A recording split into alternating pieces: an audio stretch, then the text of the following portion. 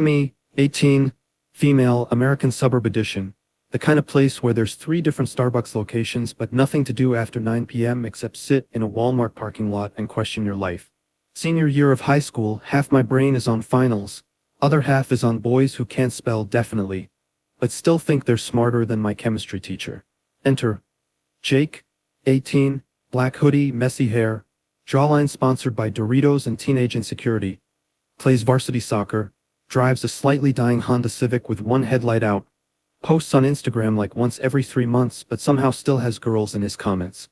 We meet in English class, assigned seats, thanks public education algorithm. He makes some joke about our teacher pronouncing genre like John Rue. I laugh way too hard. This is how it starts. We end up in the same friend group, after-school Chipotle runs, Walmart trips for no reason, late-night group FaceTime calls where no one talks and everyone just scrolls TikTok together like a cult.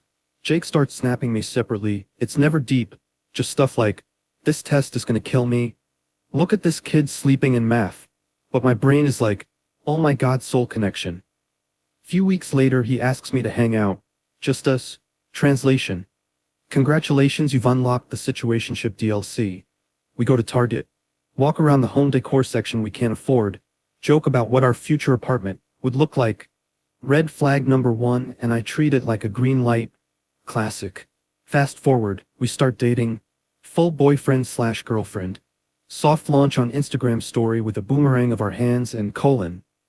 Like we're not both going to cry about this later.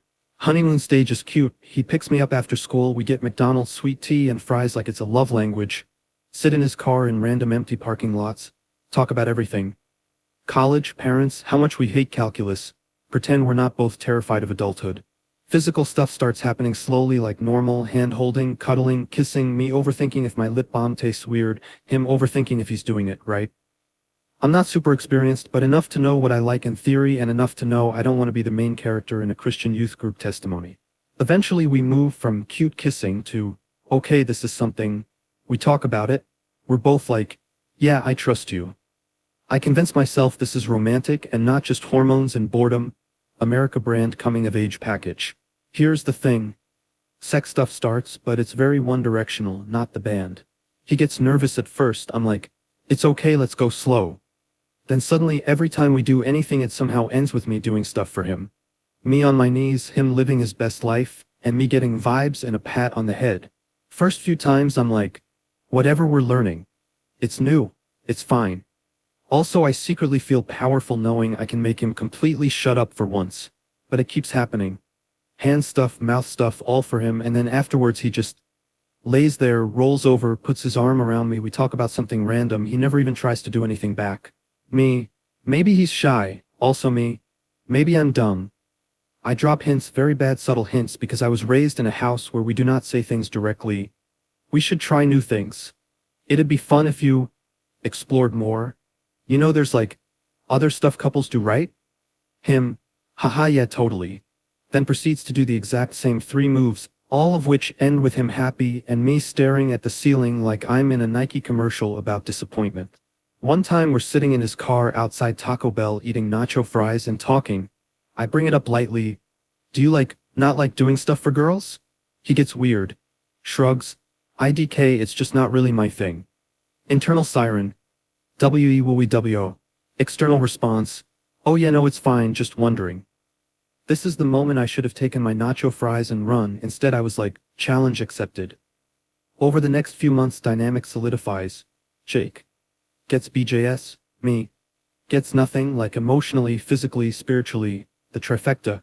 Sometimes he says things like, you're really good at this. And my brain straight up blushes like that's the same thing as being cared about. Go home, sore. Take a shower. Look at myself in the mirror.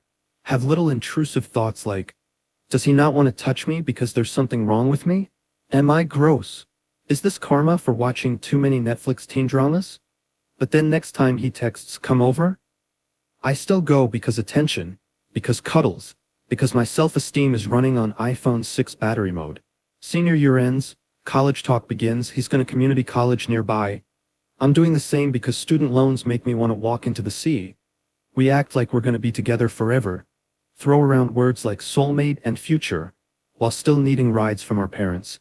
Summer before college we see each other almost every day, mall dates, late night FaceTime, McDonald's drive-through at midnight, somehow still same sexual pattern, him, museum of receiving, me, donation box. Then it clicks one night. We're in his room, post is fun, he's scrolling TikTok on his phone. I'm just lying there, brain doing Olympic overthinking. I realize I have never, in the entire year we've been together, been touched in a way that wasn't about him. Not once. Like he's never even attempted. No. Hey, let me try this. No, what do you like? Just thanks, babe. The betrayal hits like a Costco-sized bag of frozen chicken nuggets. Cheap and heavy. The next day I decide new policy. No more intimacy favors. No more, I got you, while getting nothing. Girlie is on strike. Few days later we're hanging out at my house, my parents are gone. Netflix is on but no one is watching, classic setup. He starts kissing my neck, getting handsy, reaches for my waistband. I gently move his hand away. He pauses, tries for the other thing. I say no. He looks confused. Are you okay? I say yeah, we keep watching TV. He lasts 7 minutes before asking, did I do something? I take a deep breath. This is my TED talk moment. I just realized I always do stuff for you and you never do anything for me. Like sexually. He blinks, stares at me like I just told him Santa isn't real and also I keyed his car. What? That's not true. Sir. Yes it is. I explain very calmly, very adult. I've given you BJS, hand stuff, whatever. But you never go down on me, you never even really touch me. I just feel like it's one-sided. He stares, shrugs a little. I mean, I just didn't think it was a big deal. My soul leaves my body. I say it's a big deal to me. He looks uncomfortable. Okay, but like, can't you just do it this one last time and then I'll try more later? This man actually tried to negotiate. One more BJ and then I'll consider equality. I look at him. So you want me to do something that I just told you makes me feel used? One more time? Him. Yeah, but after that I'll work on it. Love that for him. I say no, he pouts like I stole his PS5. We end up just watching Netflix in weird silence. This is where the limbo begins. No more intimacy from me. None from him. We become roommates with occasional hand-holding. Of course. Being me, I start overthinking. Am I being petty? Am I overreacting?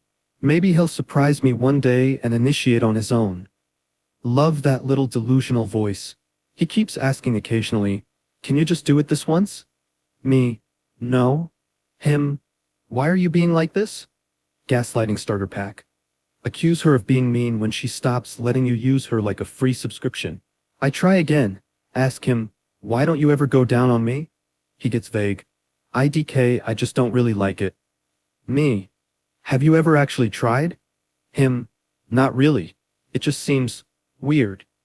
Me out loud. Okay. Me internally. Oh cool, so I'm not even worth trying something mildly weird. 4. But I have been doing Olympic-level jaw workouts for your benefit. Excellent information, bestie. This is where my brain goes full high school flashback. Intrusive memory. Me at 15, locker room. Girls talking about their boyfriends. He always makes sure I go first. He's so sweet in bed. He literally worships me. Me sitting there like, wow, one day I hope someone loves me like that. Fast forward 3 years. I'm here in my target bedding, with a boy who treats reciprocity like it's going to kill him. Coping mechanisms unlock. Step 1. Doom scrolling at 2 a.m. I'm on TikTok, algorithm has figured out I'm down bad. She sends me, if he doesn't make you feel safe, leave. If he doesn't prioritize your pleasure, he never will. Signs he's emotionally immature. Me liking every video and doing absolutely nothing about it. Step 2. Trauma dumping on my best friend. My best friend Sarah, 18F, going to a different college but still my designated therapist. We're at IHOP at midnight, pancakes, syrup, and emotional damage. I tell her everything. He just doesn't even try to do anything for me. But he always wants a BJ.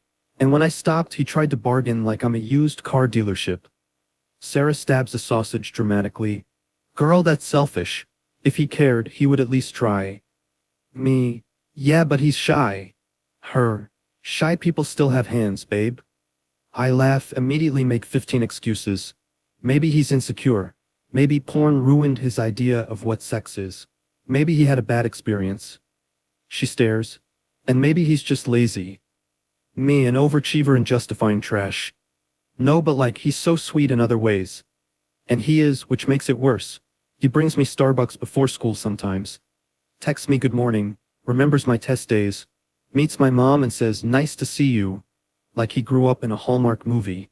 Then turns around and treats my body like a vending machine with no refund button. College starts, we're both commuters, but suddenly whole new world. New people, new attention, new reasons to spiral. On campus I meet Ethan, 19M, works at the campus radio station. Wears band t-shirts and headphones around his neck at all times. Smells like coffee and bad decisions. We have intro to psych together, sit near each other, talk about how Freud was just projecting. Ethan laughs at my jokes too hard in that flirty way. I feel things. At first it's innocent. We study together in the library, complain about group projects, walk to the parking lot together. I mention my boyfriend. He's like, nice, in that tone that says cool but not a threat to my agenda. Meanwhile, things with Jake are stagnating. We barely see each other some weeks. He's busy with school and his job at Home Depot. I'm busy with classes and pretending not to have a breakdown every time I see my student loan portal. When we do hang, it's fine. Movies, fast food, me silently resentful, him slightly confused why kissing doesn't automatically lead to his usual finale anymore. One night he straight up says, "I feel like you don't love me as much anymore because you won't do stuff for me." I blink. "I feel like you don't love me because you won't do anything for me?" We just stare. Welcome to Emotionally Stunted Couples Therapy. Sponsored by Taco Bell. He sighs. "You're making sex so complicated. Like, can't you just do it because you love me?" Me, holding the entire weight of feminist Twitter in my chest. "Can't you do things for me because you love me?" Him. "It's different." Is it? Is it really? After that fight, I leave his house, drive home blasting sad music, park in my driveway, sit in the car for 20 minutes staring at my steering wheel thinking, am I asking for too much? Then flip to, girl, you are literally asking for the bare minimum. My brain is like a group chat arguing with itself. Later that week, I'm studying with Ethan at the campus coffee shop. My laptop open, my brain closed. He asks, "You and your boyfriend good?" I do that thing where you pretend everything is fine. Yeah, totally, just normal couple stuff. He doesn't buy it. "You look like you Google, am I crazy or is he just the worst?" a lot. I laugh because that is exactly my search history. We talk, something about the way he listens, the way he goes, "That sounds really unfair actually." Unlocks a new level of emotional cheating. I don't say details, but I say enough. I just feel like I give more than I get. In a lot of ways. He says, "That sucks. You deserve better than that." My heart does a backflip. My standards remain on the floor. Fast forward a few weeks. Relationship with Jake is still in limbo. No intimacy, no resolution, somehow still in love, because my brain loves a sunk cost fallacy. Then the cheating arc starts properly. Campus party at some guy named Tyler's apartment. Tiny off-campus place, string lights, cheap beer, frat boys yelling at FIFA. I go with Sarah and some other friends. Jake can't come because he's working late. Text from him before, "Have fun, be safe. I trust you." Me reading that like an ominous caption. Party is crowded, music too loud, people dancing in the kitchen for some reason. Shot of something disgusting that I swallow anyway because self-sabotage tastes like rubbing alcohol in lime. I run into Ethan. Of course he's there. Hoodie, red Solo cup, stupid smile. "Didn't know you were coming." Translation: I definitely hoped you would. We hang most of the night, talking too close, alcohol making everything fuzzy. My brain floating 2 inches outside my skull. At some point we end up on the tiny balcony. Just us. Cold air, string lights, music muffled. Ethan looks at me. "You okay?" I shrug. Define okay. We both laugh. Then it just happens. He leans in, I don't move away. Our brains collectively go, "We should not." Our bodies go, "Oh well anyway." We kiss. Short, soft, but it feels like cheating on more than just Jake. I'm cheating on the version of myself that swore she'd never be that girl. I pull away. Immediately feel nauseous. I have a boyfriend. Ethan looks guilty. "Yeah, I'm sorry." Me. "It's not just you. I let it happen." We stand in awkward silence, then go back inside, act normal. I Uber home with Sarah.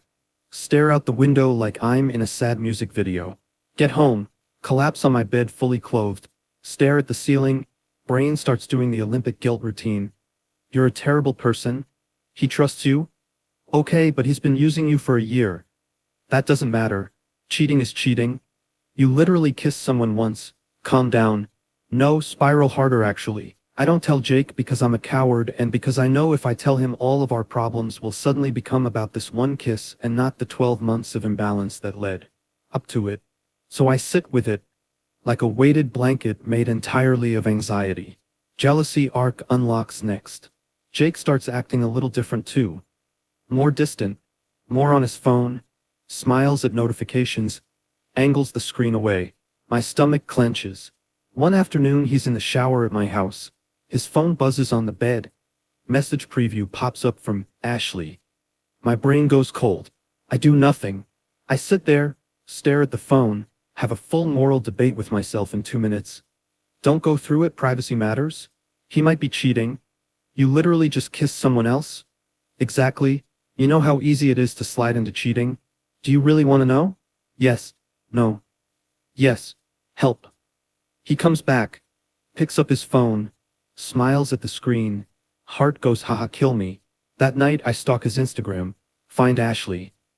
Mutual from his English class at college, blonde, pretty, posts gym pics and latte art. I scroll way too far back, analyzing every caption like it's a cryptic prophecy. No obvious posts with him, but she likes his stuff, he likes hers. My brain fills in every gap with worst-case scenarios. I start comparing her outfits versus mine, her body versus mine, her vibe versus mine. Conclusion. She is probably perfect and I am a swamp goblin who got lucky once. Problem. I know I'm not ugly. People tell me I'm pretty a lot. I get compliments. Random guys try to flirt with me at Starbucks. Girls at school have told me, you literally look like you walked out of Pinterest. So logically I know it's not, I'm hideous. But emotionally my brain is like, maybe his refusal to touch you means there's something fundamentally wrong with you. This is what late night overthinking does. Logs off from reality, logs into hell. One night I'm in bed, 2:37 a.m. Screen too bright. TikTok serves me a video. If he doesn't go down on you, he doesn't respect you. Then girls, stop giving BF privileges to men who act like they're the main character. Then signs he's only with you for convenience. I hit like on all three, put my phone down, pick it up again after 30 seconds, open Jake's chat, stare at, typing, erase nothing, turn my phone face down. This is my cardio. Eventually I break. We're in his room one Saturday, he tries again. Can you just do it one more time? I miss you. I feel something snap inside me like 50-cent ramen. Why is it always about you? He looks offended. What? It's not. I go off. Months of resentment leaks out. You never touch me. Ever. I have never once had you go down on me, or even try to make sure I get anything. I stopped doing stuff for you because I realized you don't care about me sexually at all. Just you. He gets defensive.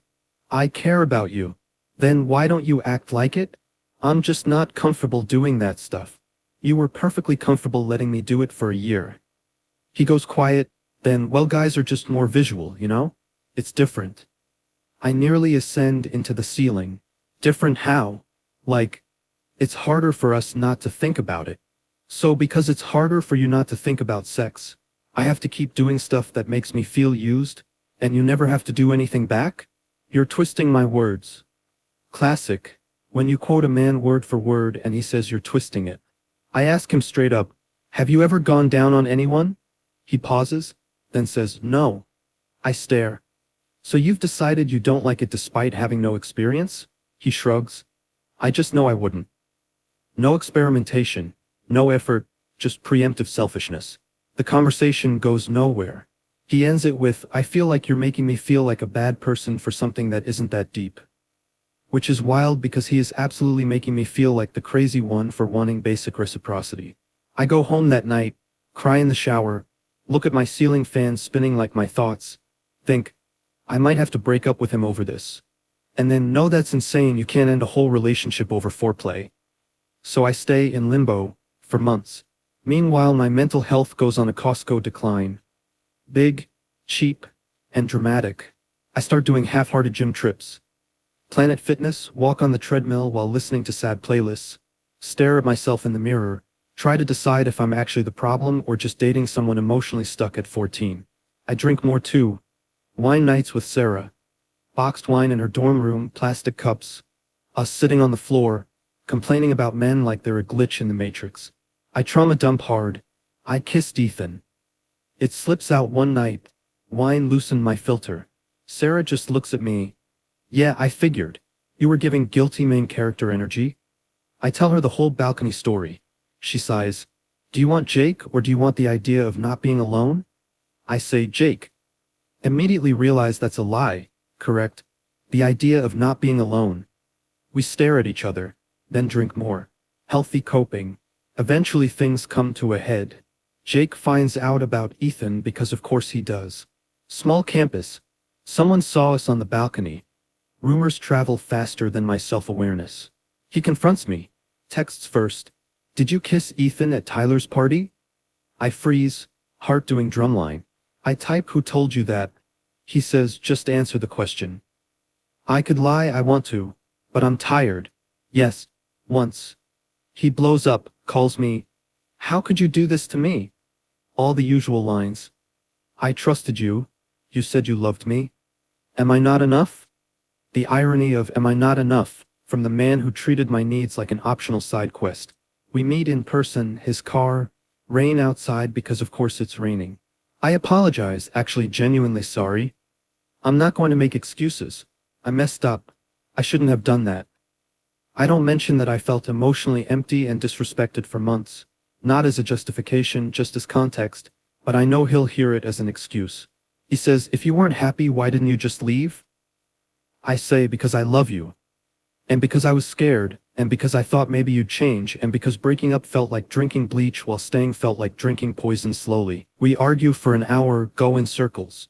He brings up the kiss 50 times. I bring up the year of one-sided intimacy. He responds, that's not the same. Maybe he's right, maybe it's not the same, maybe I'm worse, maybe we're both terrible. Eventually he says, I can't be with someone who cheats. And I say, I can't be with someone who makes me feel used, and then acts like I'm insane for caring. We break up. No dramatic finale, no screaming. Just two teenagers in a parking lot quietly detonating their imaginary future. Days after, I feel everything and nothing. Go to class, sit in lectures, take notes, my hand moves. My brain replays every moment in our relationship like a Twitch stream of humiliation. I stalk his socials because of course I do. Check his Instagram. Nothing new. Check his snap score. It goes up. Who is he snapping? Ashley. Probably Ashley. I check her page. She posts gym mirror pics, captions like healing era. Love that for her. I torture myself.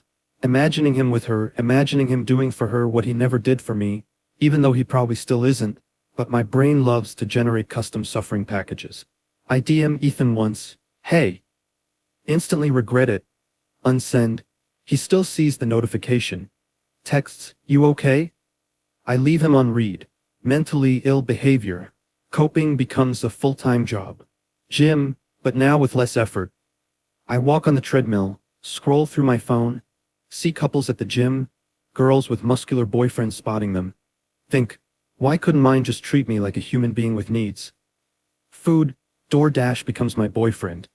Chick-fil-A, Chipotle, Taco Bell, my bank account crying, my mouth happy, my heart still screaming.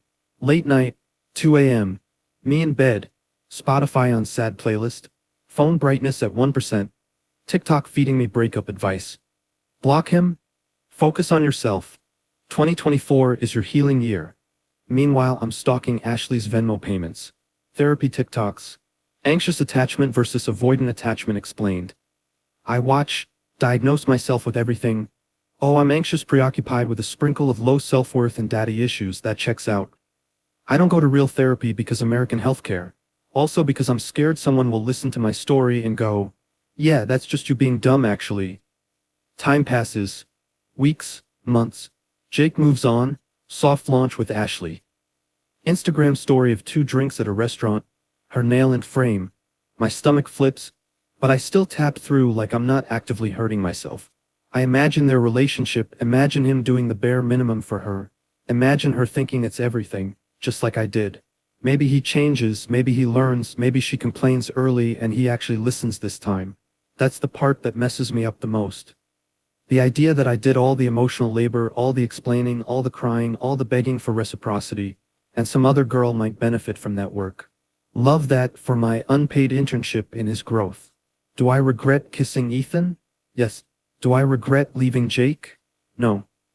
Do I regret staying as long as I did? Absolutely. Sometimes I think about reaching out to Jake just to talk, to clear the air, to apologize better, to yell, to ask if he ever thinks about me when he's with her. I don't. I just stare at his name and my contacts, then put my phone down and turn on Netflix instead. My friends say I did the right thing. They say, you were asking for the bare minimum. He gaslit you. He weaponized your love to get what he wanted. And they're right. But there's also the part where I cheated, even small, even once, and that lives rent-free in my head too because it means I'm not the innocent victim in this story. I'm just another messy person making bad choices in a country built on bad choices. So now, where am I? 18, freshman in college, working a part-time job at Starbucks, smiling at customers, writing names wrong on purpose for fun, accidentally flirting with guys who tip well, then going home, lying in bed, and thinking about a boy who never touched me back. I still get attention. Guys flirt, ask me out, slide into my DMs. You're so pretty. You're gorgeous. You're my dream girl. It bounces off because apparently I don't want your pretty. I want, here's my consistent effort and accountability. Which is hilarious because none of them are offering that. Maybe one day I'll have a healthy relationship where I say, hey, I feel like this is imbalanced. And the other person goes, okay, let me fix that. Instead of, can I get one more BJ though? But that's not today. Today I'm in my room, target betting, half-eaten Chipotle bowl on my desk, open laptop with a half-finished essay, phone next to me, notifications off, brain still running simulations of conversations that will never happen. Did I mess this up? Yes. Did he mess this up? Also yes. Did we both bring our teenage trauma and lack of communication skills into something we weren't ready for? Big yes. No neat moral, no, and then I learned to love myself. No rebound, Prince Charming. Just me staring at the ceiling, knowing I wasted a year giving my energy, body, and time to someone who thought equality was negotiable, and knowing I'm still the kind of person who will fall for the next guy who gives me butterflies and semi-consistent texting. I close Instagram, put my phone face down, turn off the light, lie there in the dark. Not really sad. Not really okay. Just numb. And the worst part is, some tiny delusional piece of me still thinks, maybe he'll text me one day and say he's sorry and that he finally gets it. Even though I know he won't, and even if he did, it wouldn't fix anything. So yeah. Boyfriend didn't eat me out, I kissed someone else, we both played stupid games and won stupid prizes. And now I'm just here, in my little American bedroom, with my LED lights and my emotional damage, trying to fall asleep, knowing tomorrow will feel exactly the same as today. Nothing changed. I'm still me. I'm still stuck. And I don't even have a happy ending to bargain for anymore.